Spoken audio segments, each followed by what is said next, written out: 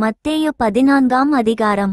அக்காலத்தில் காட்பங்கு தேசாதிபதியாகிய ஏரோது இயேசுவின் கீர்த்தியை கேள்விப்பட்டு தன் ஊழியக்காரரை நோக்கி, இவன் யோவான் ஸ்நானன், இவன் மரித்தோரிலிருந்து எழுந்தான், ஆகையால் இவனிடத்தில் பலத்த செய்கைகள் விளங்குகிறது என்றான்.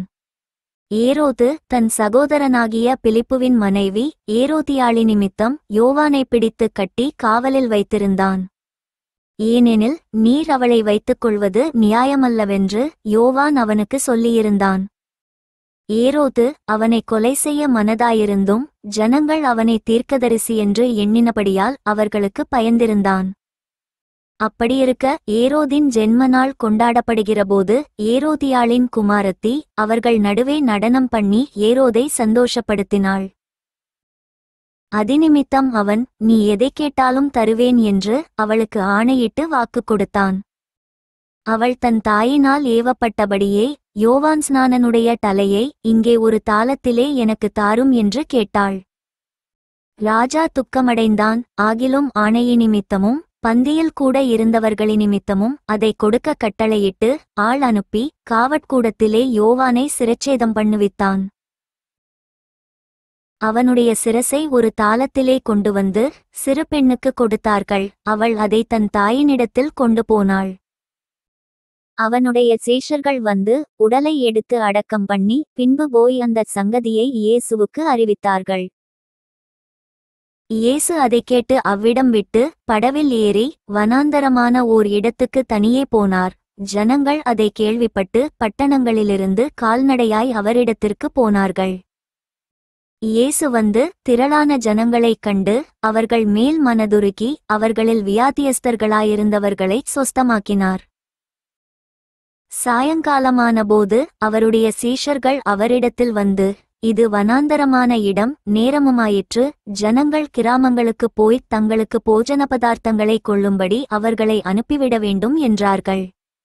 இயேசு அவர்களை நோக்கி, அவர்கள் போக வேண்டியதில்லை, நீங்களே அவர்களுக்கு போஜனங்கொடுங்கள் என்றார். அதற்கு அவர்கள், இங்கே எங்களிடத்தில் 5 அப்பமும் 2 மீன்களுமேயல்லாமல் வேறொன்றும் இல்லை என்றார்கள். அவைகளை என்னிடத்தில் கொண்டு வாருங்கள் என்றார்.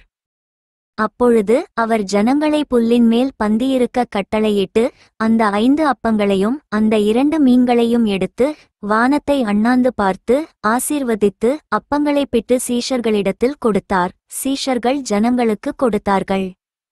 எல்லாரும் சாப்பிட்டு திருப்தியடைந்தார்கள். மீதியான துணிக்கைகளை 12 கூடை நிறைய எடுத்தார்கள். ஸ்திரீகளும் பிள்ளைகளும் தவிர சாப்பிட்ட புருஷர்கள் ஏறக்குறைய 5000 பேராயிருந்தார்கள். இயேசு ஜனங்களை அனுப்பிவிடுகையில் தம்முடைய சீஷர்கள் படவில் ஏறி தமக்கு முன்னே அக்கரைக்குப் போகும்படி அவர்களை துரிதப்படுத்தினார். அவர் ஜனங்களை அனுப்பிவிட்ட பின்பு தனித்து ஜெபம் பண்ண ஒரு மலையின் மேல் ஏறி சாயங்காலமானபோது அங்கே தனிமையாயிருந்தார். அதற்குள்ளாக படவு நடுக்கடலிலே சேர்ந்து எதிர்காற்றாயிருந்தபடியால் அலைகளினால் அலைவுபட்டது. இரவின் 4ஆம் ஜாமத்திலே இயேசு கடலின் மேல் நடந்து அவர்களிடத்திற்கு வந்தார். அவர் கடலின் மேல் நடக்கிறதைச் சீஷர்கள் கண்டு கலக்கமடைந்து ஆவேசம் என்று சொல்லி பயத்தினால் அலறினார்கள். உடனே இயேசு அவர்களோடே பேசி, திடன் கொள்ளுங்கள், நான் தான், பயப்படாதிருங்கள் என்றார். பேதுரு அவரை நோக்கி, ஆண்டவரே, நீரேயானால் நான் ஜலத்தின் மேல் நடந்து உம்மிடத்தில் வரக்கட்டளையிடும் என்றான். அதற்கு அவர், வா என்றார். அப்பொழுது பேதுரு படவை விட்டிறங்கி இயேசுவினிடத்தில் போக கடலின் மேல் நடந்தான். காற்று பலமாயிருக்கிறதைக் கண்டு பயந்து அமிழ்ந்து போகையில், ஆண்டவரே, என்னை இரட்சியும் என்று கூப்பிட்டான். உடனே இயேசு கையை நீட்டி அவனை பிடித்து, அற்பவிசுவாசியே, ஏன் சந்தேகப்பட்டாய் என்றார். அவர்கள் படவில் ஏறினவுடனே காற்று அமர்ந்தது. அப்பொழுது படவில் உள்ளவர்கள் வந்து, மெய்யாகவே நீர் தேவனுடைய குமாரன் என்று சொல்லி அவரை பணிந்து கொண்டார்கள். பின்பு அவர்கள் கடலைக் கடந்து கெனேசரேத்து நாட்டில் சேர்ந்தார்கள்.